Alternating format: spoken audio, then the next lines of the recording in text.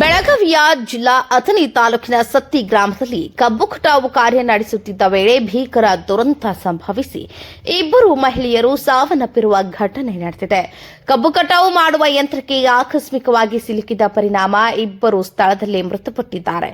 ಮೃತರನ್ನ ಬೌರವ ಲಕ್ಷ್ಮಣ ಕೊಬಡಿ ವಯಸ್ಸು 60 ಹಾಗೂ ಲಕ್ಷ್ಮೀಬಾಯಿ ಮಲ್ಲಪ್ಪ ರುದ್ರಗೌಡರ್ ವಯಸ್ಸು 65 ಎಂದು ಗುರುತಿಸಲಾಗಿದೆ.